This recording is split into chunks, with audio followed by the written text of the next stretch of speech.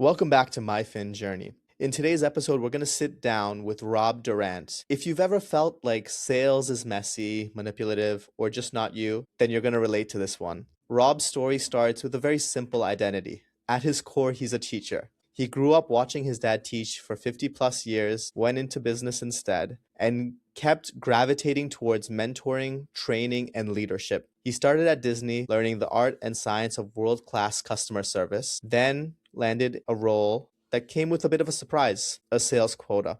He didn't love that at first, but went from sales is evil to becoming a top performer and eventually moving into sales leadership, sales enablement, and building systems that help teams go from point A to point Z or from 0 to 1 when there isn't even a map. Now he's helped elevating sales professionals through the institution of sales professionals, grounded in the three C's: content, certification, and community. This is going to be a practical, mind shifting, and useful conversation. Whether you sell services, invest in real estate, lead a team, or just want to stop avoiding sales, let's dive in. Rob Durant, welcome to My Fin Journey. Mustafa, thank you so much for having me. I'm looking forward to this. No, it's our pleasure, Rob. Rob, I want to understand, what got you to where you are today? What helped position you as an expert in what you do?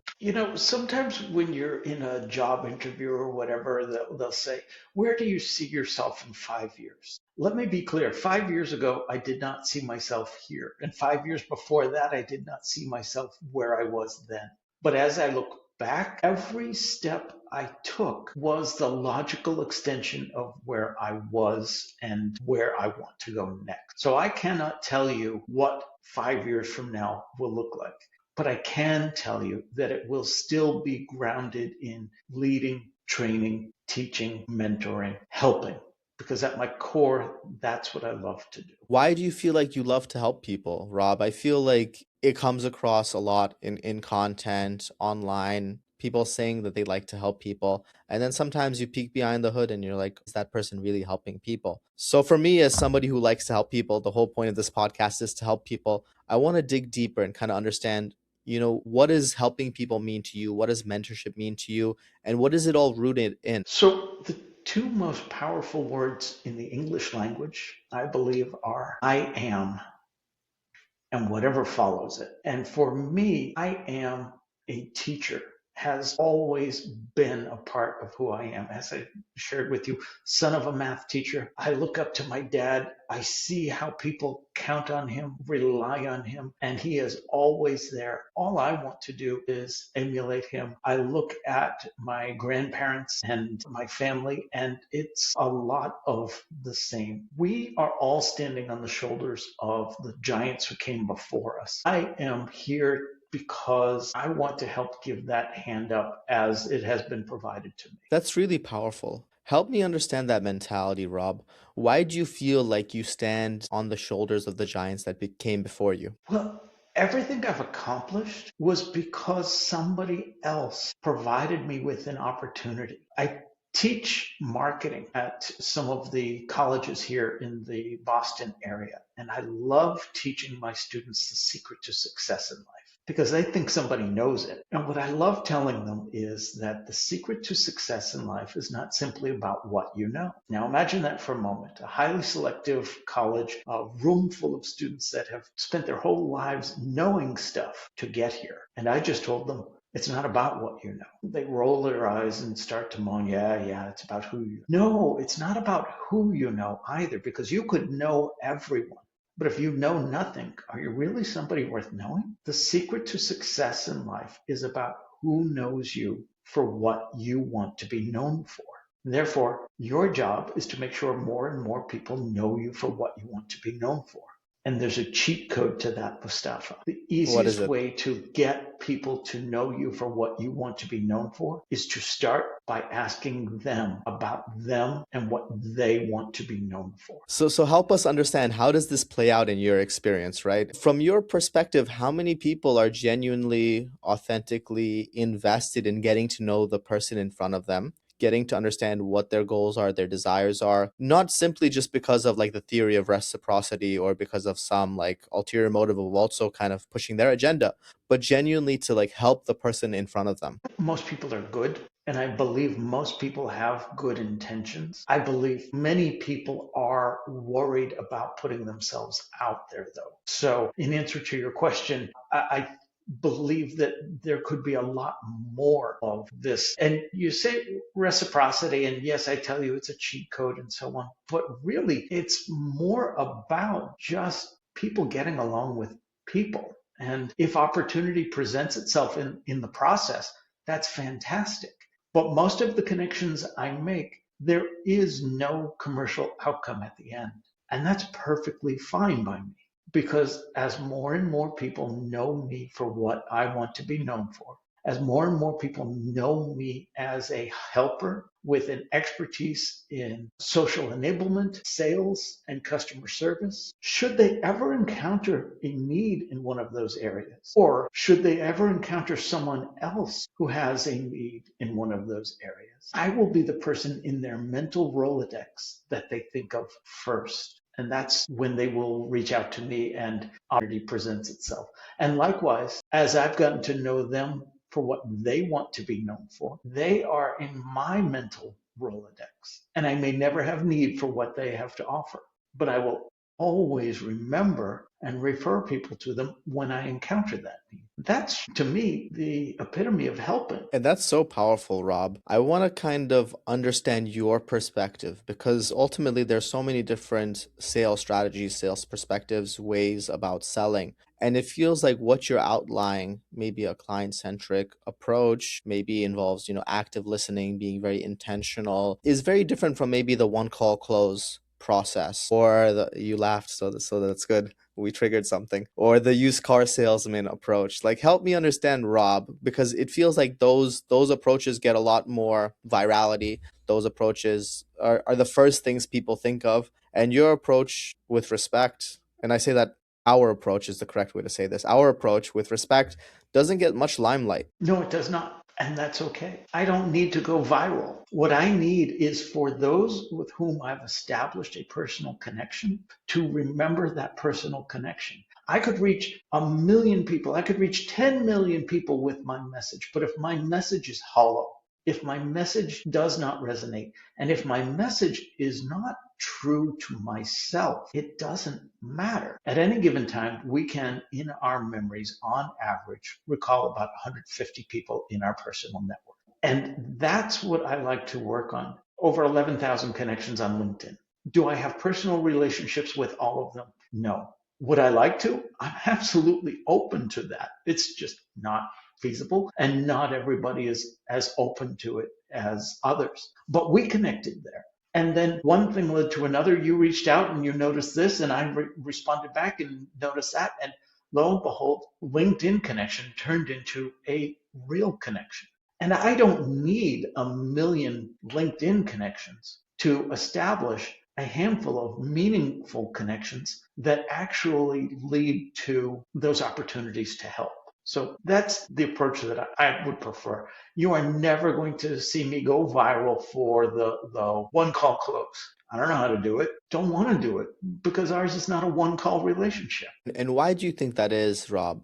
And maybe you could touch on like the idea of like cold outbound and cold outbound emailing and selling via that strategy. Because really on this call, I want to understand why you value building a relationship over closing a transaction. Well, without the relationship, you're really not going to have the opportunity to enter into the transaction, let alone close it. These days, more so than ever, if I have a problem and I need a solution, I can find any number of resources to provide that for me. But you are not going to sell me something that I don't need. I don't care how convincing you are.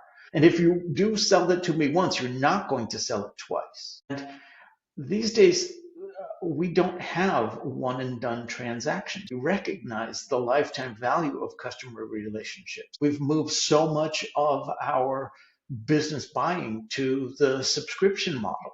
We have continuous relationships that one and done doesn't work for me. You were asking about cold outreach. I don't believe in it. What I believe in is cold connections. And I made reference to social enablement. Social enablement is a term that I coined because social selling has such a negative connotation with it.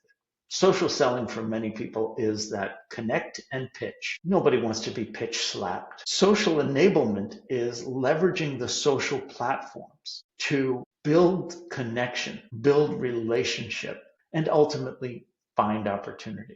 And as I was alluding to earlier, I can break down the process for social enablement into 3 simple steps, 6 words total. Be approachable, be sociable, and be generous. It's about going from 0 to 1, not 10,000 to 10 million followers. It's that 0 to 1 connection, that 0 to 1 relationship that I am more advocating for. And why do you feel like that is so powerful, Rob? Again, it comes back to the way that we buy today. We've done our research. We know what we want. There was a statistic about 75% of buyers would prefer an experience that did not include a salesperson. I've seen some current research from Gartner that refutes that. What it really says is what we prefer is the help that we need during the time in the process when we need that, but we don't get that. We get pitch slapped and we get the hard close and we get the things that just make the whole relationship not worth pursuing. Is it any wonder that more than 50% of deals these days close with no decision?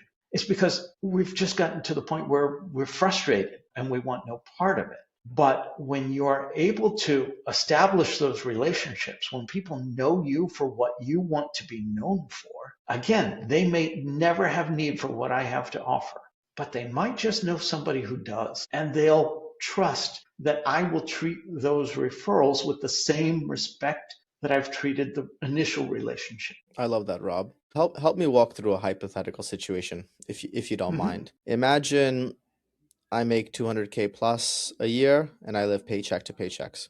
That represents about 33% of Americans. And I'm going to a financial analyst, my CPA, my budgeting person that I found online. And they're trying to teach me how to budget. They're trying to teach me how to identify the gaps because I wasn't able to identify it myself. And then eventually, ideally, they're trying to get me to a point to build actual wealth. Right? Mm-hmm. Now, that person is probably pitch slapping me. They're probably cold emailing me. They're probably doing everything wrong as you've outlined. And I would just prefer AI, GPT, or Google, or Claude, or some tool today where I don't have to speak to somebody and they can just give me the answers that I need, but I won't, necessarily recognize their gaps. So now if I was that sales finance person, what skills would I need to learn to really be able to efficiently build relationships with clients instead of just losing all of those sales? So let's take that process way earlier. Let's talk about, first and foremost, be approachable. Now, I'm going to use LinkedIn as the example because that's the platform I'm most comfortable with, but this works across any social platform. I am not one dimensional. I am not simply a financial advisor. My area of expertise might be financial advice, but I also enjoy a good game of pickleball. And I like getting out and hiking. And I love the thought leadership around the future of AI and so on and so forth. Be approachable means just that. Share with the world the whole you. You'll notice my LinkedIn profile, for example, the default line for anyone on LinkedIn is job title at job location. That's fine. If I was to keep my job title, it would say founder at Flywheel Results. Okay, that tells you nothing. And there are 9.7 million other founders at XYZ on LinkedIn. Instead, my headline says, like Walt, I'm a bumblebee connecting ideas and people, because that's a little bit about who I am. Not everything about who I am, but maybe just enough that you go, well, what is that? And And let's pause you, there if that's okay, Rob. Let's dig a little yeah, deeper, right? Because it feels like you're alluding to the fact that you worked at Disney. It feels yes, like you're showcasing your creativity, which people might not necessarily associate with somebody who's in the education background, etc. Help us understand the psychology behind that decision for that headline and why you feel like it's strategic, if you don't mind. I don't mind at all. It's referred to as the Gestalt theory. It's basically standing out. But like I told my kids when they were younger, there's good attention and there's bad attention. Which do you want? Imagine instead of 9.7 million founders, we had 16 and we represented them on a grid of 4 by 4 grid of circles. Is it 16 different circles or is it just one grid? Now let's take one of those circles out and instead we put a picture of a zebra. So we have 15 circles and in the lower right-hand corner, a zebra. Is it 16 different founders or is it one set of 15 lookalikes and one standing out? Gestalt theory tells us that that one that is standing out is just that, standing out. Now, again, good attention, bad attention. Am I standing out because I'm over the top? Am I standing out because I'm in your face? No, I'm standing out because it was a little bit of a curiosity. Well, what does he mean by that? And that's when you click on my profile. And that's when you read more about me, not just in the context of, to take it back to your example, the certified financial planner, but well, why did I get into that field and what drives me and how do I expect to treat others when I'm doing business with them or whatever it is. There are, I believe, 2,500 characters available in that space, and most of us just use it to list our resume, and we use maybe about 500 characters. This is an opportunity for people to get to know you because people buy from people they know, like, and trust. But in order for them to trust you, they have to like you. And in order for them to like you, they first have to know you. And if you're doing these little things that help you stand out in a positive way, not an over the top way, they are going to have enough curiosity to try and get to know you. Will everyone? Of course not. But again, I don't need everyone. I just need to connect with those that are curious enough, that are interested in connecting. So this is very powerful, Rob. Before I dive deeper, because I do want to spend some more time here, I want to pause for a second to say that if you're listening to this episode and if you're finding value in what Rob is saying, hit the like button, hit the subscribe button, share this episode with a friend, because what Rob is talking about, you don't always hear the theory, and then you definitely don't hear the application. Or maybe you pay $5,000, you join a course, and then you do hear it. And Rob is laughing because he knows it's true. So Rob, help me understand. You went from, let's say, a family that was more academic. You mentioned how your dad was a teacher. You went into different forms of academia yourself as well. Help me understand how you got so clinical when it comes to what you're referring to, which is really building your tribe. The idea that it doesn't necessarily matter if you're out over the top. Maybe that's your personality and you'll connect with those types of people. It doesn't matter if you're shy. Maybe you'll connect with those types of people. What matters is personal branding. So Rob, help us understand, how did you come to the realization that personal branding is so important when we all come out of a similar education system that kind of teaches us to be cogs in a wheel? Conformity is what is promoted in academia. Sometimes I've learned that to my detriment, but that's okay. That's still who I am. How did I learn this? I was fortunate enough to connect with a great set of mentors. Tim Hughes and Adam Gray at DLA Ignite, a UK-based organization, actually invented the social selling methodology that I'm talking about, the Ignite methodology. And what they showed me was things like that Gestalt theory in action. What they showed me was that the connect and pitch is not the way forward. And the reason it worked with me, because it resonated with me. It helped me find a way to connect with people in a way that was aligned with what I believe in. Helping and connecting and building relationships. And it was just a very fortunate accident, if you will. But again, it was because one relationship begot another, that begot another, and so on. So you mentioned how they taught you Gestalt method in action. I do want to dive deeper there, but before I get there, I want to understand how you got connected with these gentlemen at Ignite. How did they position themselves, or how did everything serendipitously work out that their message landed on you? Sure. I can remember the path clearly. A friend of mine, in the sales enablement space, was running a podcast. And I tuned in, and Tim Hughes was his guest on this particular podcast. And after the podcast, something resonated. I reached out and said hi. And he reached back out to me, and the connection turned into a real connection. That connection turned into opportunities to learn from him and learn from his colleague, Adam. And again, based on what they were teaching and the results that they were able to point to.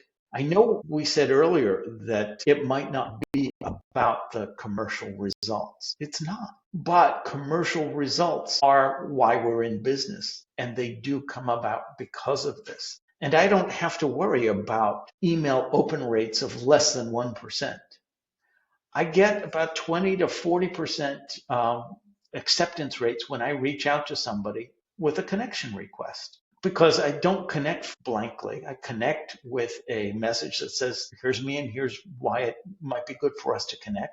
And then after they connect, I follow up and we have a little bit of an exchange. And ideally, those exchanges online turn into one-on-one communications. And again, that whole process just continues. That's the be sociable part. Reach out to people with meaning, with something of value. And then just to round it out, the be generous, put yourself out there, post online.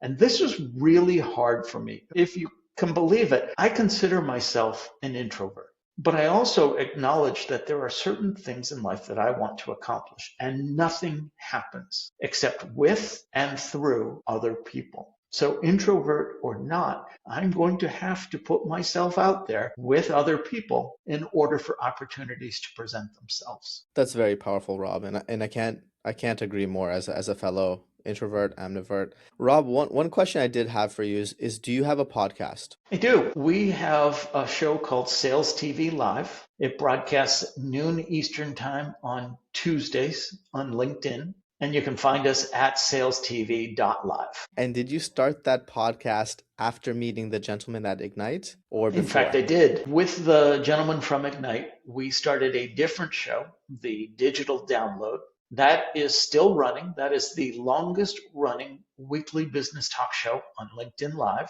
It broadcasts at 9 a.m. Eastern Time on Fridays. I have stepped away from being an active part of the show because I'm teaching during that period, but I still try and show up on occasion. And it is fantastic because it's just an hour long of virtual water cooler talk, with no particular agenda other than to help people connect with people. We'll host a guest who's a subject matter expert in whatever area of expertise they may be, and we talk to them for about an hour. And the benefit to going live is the audience can contribute to the conversation as well. They can add their 2 cents, they can ask their questions, and it really just reinforces that whole community piece. That's beautiful, Rob. And if you guys haven't checked this out, definitely check it out. We'll have the links in the show notes. Rob, all of these questions were kind of building to something. And the point was maybe 10, 15 years before you started what you started, right? We talked about how each 5-year period, it felt like you were doing something that you couldn't have imagined. Looking back at the last 15 years, looking back at social selling, looking back at all the technology that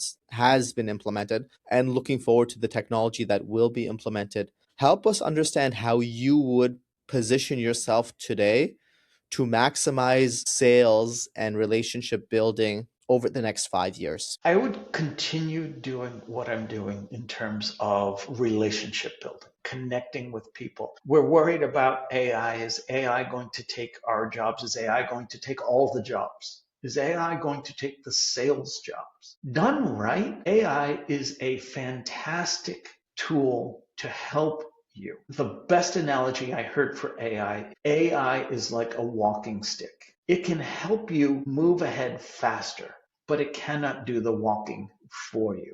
And as we talk about AI in sales specifically, AI in sales can help you understand the bits and pieces that you need to understand to be more effective. But as we've discovered with that 75% don't want a seller-free experience, and well, maybe that's not the case. It is not the case. We want a sales-free experience, but not a human-free experience. We want a trusted advisor. We want somebody who's going to be there for us during our buying journey at the times that we need them with the information that we need. And as sellers, or now as trusted advisors, AI can help us do that more efficiently, can help us do that more accurately, but it does not replace that human connection. And how do you feel that salespeople transition to be able to be there as that trusted advisor?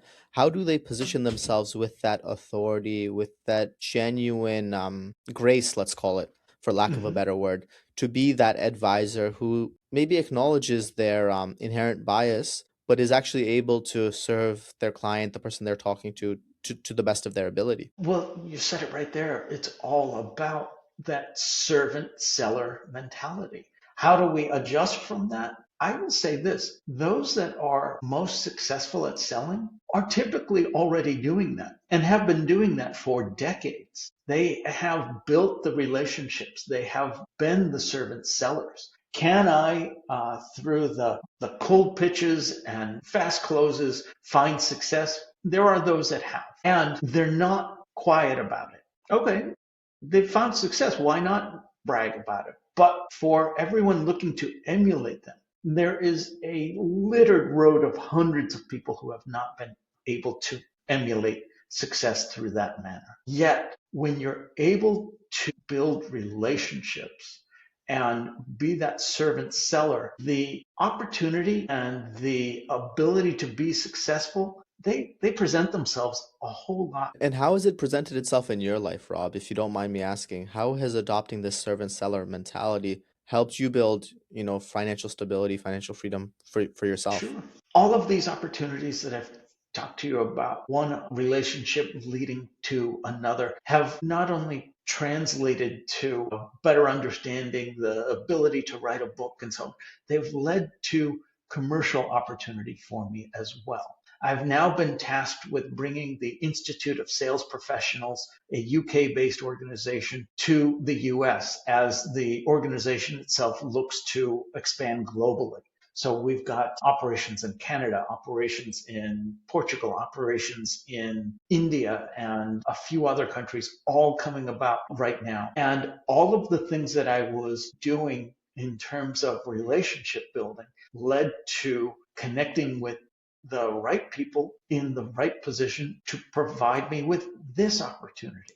That's why I say I don't know what 5 years from now will bring, but I can tell you it's going to be through more of the same, connecting with people and helping. I love that, Rob. Rob, do you mind if I ask, do you have any kids? I have 5 kids. Wow. How do you find the time to be present for the 5 kids? I'm very fortunate in that I have a large family that we live local to, and it is a core part of my life. I have a very loving and supporting wife, and my kids are all older now. The youngest is a freshman in college. So it's just been a matter of building our lives around the things that are important to us. And that doesn't necessarily translate to financial success the whole time. There were lean times to be sure, if you're measuring it just by my bank account. But in terms of wealth, it's incomparable. Do you think that statement is also true in sales, where sometimes in sales we limit our metrics to conversion, we limit our metrics to dollars sold,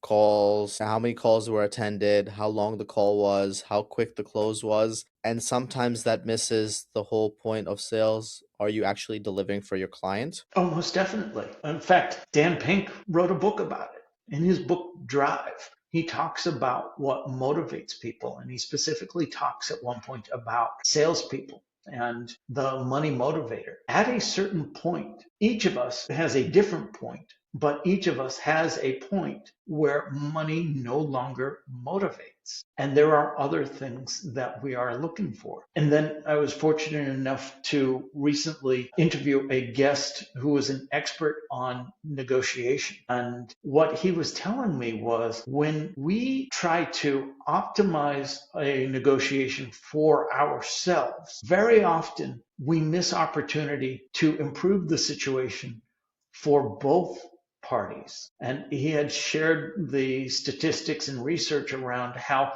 being more open and transparent in the negotiation process allowed for the opportunities to expand. So it was no longer just closing it about the sale of this widget. It was this widget and that service contract and this long-term relationship and so on. But none of it came about because we were so focused on maximizing the opportunity to our benefit. Well, we don't work that way. I hear you, Rob, and part of it feels almost un-American, right? Like the capitalist in us is like, hey, if I'm skinning the cat, I want all of it, right? There's too much meat on the bone. I need to have all of it. And I'm curious to understand from your perspective, given your experience, how has that mentality, that 0 to 100, that winner takes all mentality, how has that actually stopped, more opportunities for more deal flow or more sales, like you're alluding to, Rob? I can't really point to specifics where in my pursuit of 100% of the pie, I've lost all of it. I have no doubt that there have been. I'm not here to say that is the case. But what I will say is that's just not who I am at my core. I tend not to operate like that. I am much happier with the win-win. Now, does that win-win mean the pie was bigger as well? Again, I'm kind of oblivious to that. I suspect that it has, but it didn't matter to me. What mattered to me was the relationship. We both walked away having felt better for it. And I know, as you say, well, that sounds almost un-American and anti-capitalism. I'm going to push back on that, though. Please do. Isn't capitalism about maximizing the opportunity with the resources that you have? If so, if I am able to get the pie bigger, then haven't I really leaned into capitalism, not flaunted it? I love the question, Rob. And it's obviously I'm poised to say yes, you're right, and I agree. But it's also fundamentally circles back to the point. The point wasn't in the social selling that you talk about. The point wasn't to focus on the pie at all. It was to focus on the value of the relationship and making maybe the relationship programmatic and repeatable. But it does feel like this message is lost. So Rob, when we come back to your 5 kids, which obviously you're very blessed to have 5 kids, talk to me about the types of advice that you've given them over the years that you hope will help lay the foundation for success. I laugh because any advice I give them, they don't take. Yeah, so the secret here, Rob, let me tell you. The secret here, and for anyone listening, is you don't tell your children advice. You tell your friend advice to give to your children. Then they'll value it more. Exactly. But continue, Exactly. Rob. But the things I share with my kids, I share with my own kids in school. I call them kids. It's probably not appropriate, but my college students, the things that I share with them, the secret to success in life, the putting yourself out there, the value of relationships, just the core values, identifying yours and working hard to first overtly recognize what they are. So many of us think we know what we value, but we've never sat down to document that. I have intentionally sat down to think about these things and ensure that I'm living them. But everyone has a different set. One thing that I share with each and every class that I run on day one of the class is we sit down and we watch Simon Sinek's Start With Why TED Talk video. And the reason I do that The whole is video. The whole all video. 20 minutes of it. The reason I do that is a little bit subversive. First of all, I do believe in his message. I do. And I believe it's important for us to understand that. But I then use that to get them to write down their why statement. Why are you here? I believe anytime you undertake a new endeavor, whether that's a new class, a new semester, a new school, a new career job, whatever the case may be, it's important to document at that initial period why you're undertaking this new direction.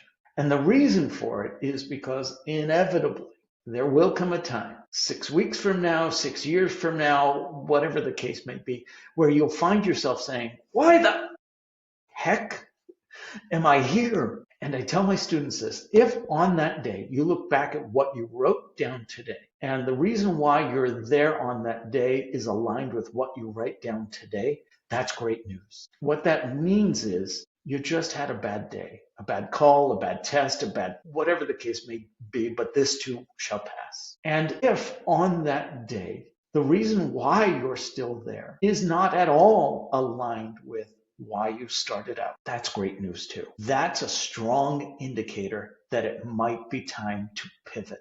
In life, we are never told in advance whether we need to persevere or pivot. But if you have documented why you started something, and document it, don't just think about why, write it down and then reflect on it later and it's no longer aligned. Suddenly, when we decide we need to pivot, we have some more justification for it. We'll never know what the right answer is. We can only go in one direction. But when we're trying to decide which of those directions, we've now given ourselves the benefit of a roadmap.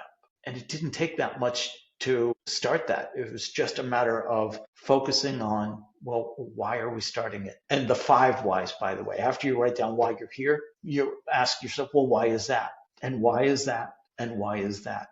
It takes about 5 whys to get to the real root cause of the issue. That's so powerful, Rob.